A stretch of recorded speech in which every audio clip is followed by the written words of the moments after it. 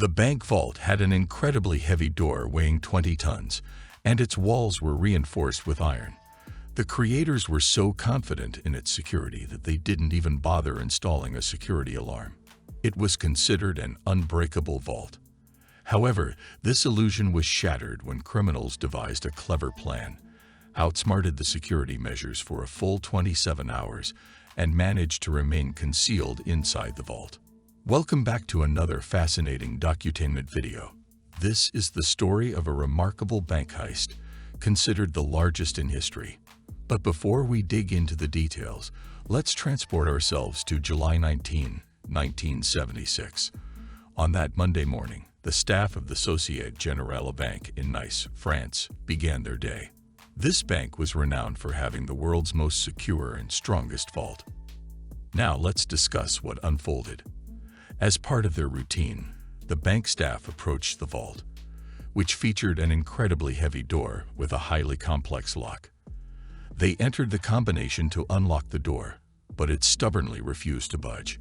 It's worth noting that this door had experienced issues before due to its immense weight of 20 tons. It would occasionally get stuck, and on this occasion, the staff thought it was just another typical instance of it being stuck.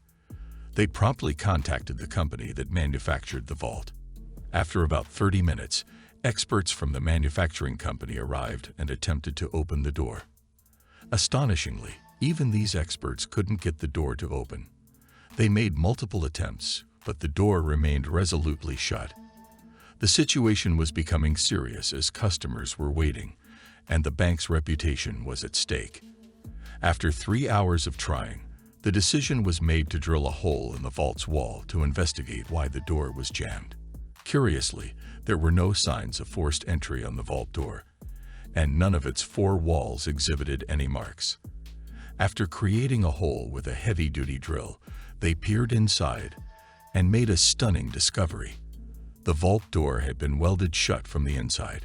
This revelation was hard to believe, as there was only one entrance into the vault. There were no windows or sources of light inside, making it seemingly impossible to access the vault from within.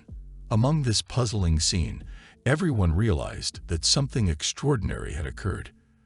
The decision was made to break through the vault's wall to gain entry. This task was difficult due to the thicker walls and iron reinforcement. After hours of tireless effort, a hole was created large enough for a person to enter through. Upon looking inside, the sight was astonishing. The bank vault had been robbed. Some lockers were broken into, while others were left open. Most intriguingly, spray-painted words adorned the vault's wall with the English translation, "Without arms, without hate and violence." Just as the bank staff was processing this unreal scene, they discovered a tunnel that had been dug beneath the vault's floor. The responsibility now fell to the police, who had arrived by then. The criminals had broken into 400 out of the 4,000 safe deposit boxes inside the vault, making off with valuable items including money and gold blocks. The tunnel they had dug led to the city's largest underground sewerage line. There, the police found crucial evidence, such as tools and 27 gas cylinders, which had been used to ignite a welding torch. Moreover, ventilation equipment for fresh air in the sewerage line and a nearly 1 kilometer-long electrical cable were also discovered. The heist's value was estimated to be over $20 million, but today it's worth around $110 million. This wasn't merely the biggest bank robbery of the century. It also became France's most extensive police investigation. The news of this incident spread worldwide, ruining the bank's reputation and posing a significant challenge for the French police. Over the subsequent months, the police intensified their efforts, apprehending individuals and interrogating bank staff. However, no trace of the robbers could be found. After 3 months, a breakthrough came in October 1976, when the police received a crucial tip. A member of the robbers' gang was apprehended based on information from his girlfriend. Initially, he denied involvement, but under police pressure, he eventually disclosed the gang's name. What puzzled the police was that this gang was primarily known for minor thefts. Committing such a massive bank theft was beyond belief. The interrogation led the police to identify Albert Spaghieri as the mastermind behind the plan. Despite being a photographer, Albert had orchestrated this elaborate heist.